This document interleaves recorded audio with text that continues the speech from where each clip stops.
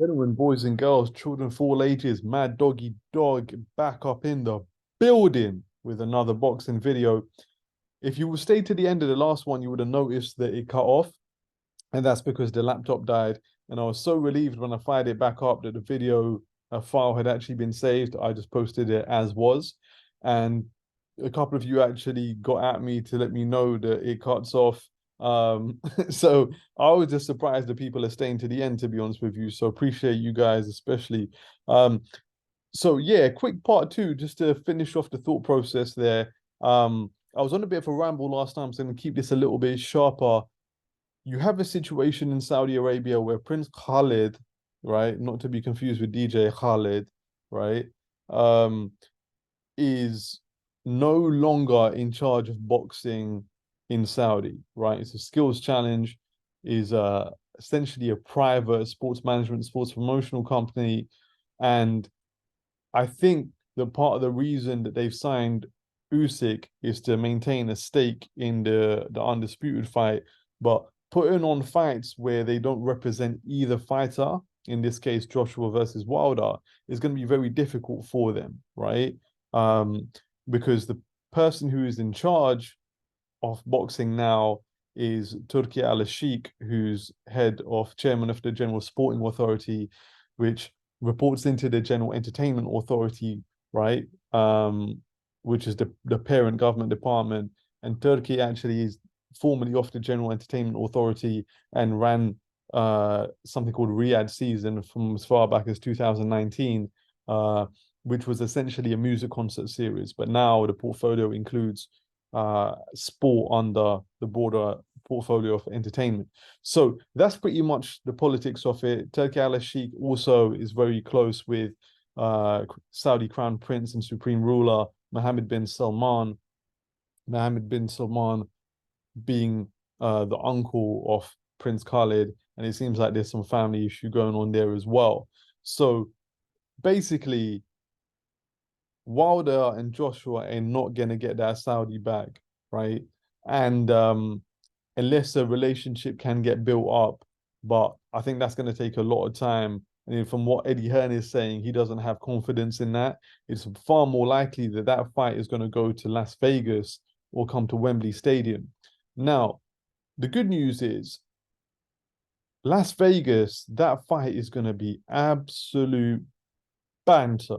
Yeah. I think all the old Joshua fans are going to come out the woodwork. Yeah. All the people that abandoned him, basically, right?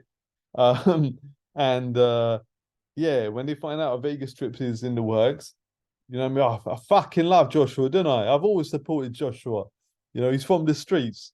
Um, all of that, yeah. So, and the other thing that's going on is that Vegas is doing record-breaking numbers in the casinos. Okay, so economically, Vegas has more than made a comeback. They're actually outstripping pre-pandemic performance. And as I say, all-time record numbers in the Vegas casinos. So economically, it might only be like a 25%, haircut, according to Eddie Hearn, relative to doing a site fee in Saudi. And also, I don't know if you guys have noticed this as well, but pay-per-view has been performing reasonably well with the Javante versus Ryan fight. They reported 1.3. There's industry participants that are saying that's probably not true, but if it's anywhere near 1.3, that's big numbers, man. $100 a pop. Do you know what I mean? Not the smartest man in the world, that's $130 million. You know what I'm saying? Gross, obviously. But like, yeah, I mean, could Joshua Wilder do like 1.5? Could Joshua Wilder do 2 million? That's a lot of money. Um, so yeah, we'll have to see what transpires. But personally, I'm looking at the positives, right? You know what I mean? I could potentially do a next year Vegas situation.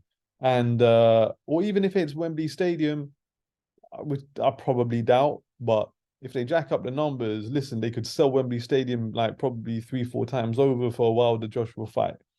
And so I think probably that's what's going to transpire. It's interesting that Frank Warren is saying that he's confident that an undisputed fight still goes ahead in Saudi, right? Now, Frank Warren has a relationship with Turkey Al Sheikh, from as far back as Nazim Hamid sponsorship, right? He never fought out there, but he did have sponsorship from that part of the world. And so he's has a relationship goes back 20 years.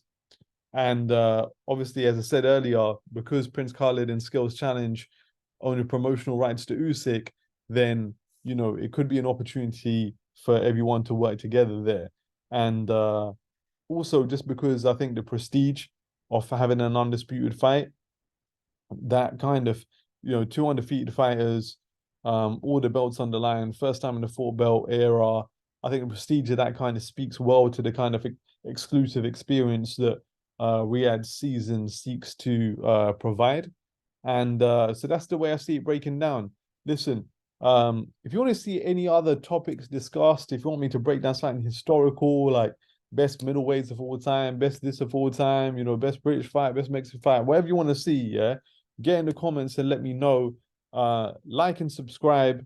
And bro, honestly, just subscribe, man. Stop with the whole secret fetish, man. Honestly, stop waiting for me to pop up on the homepage. Just subscribe, bro. You like the analysis.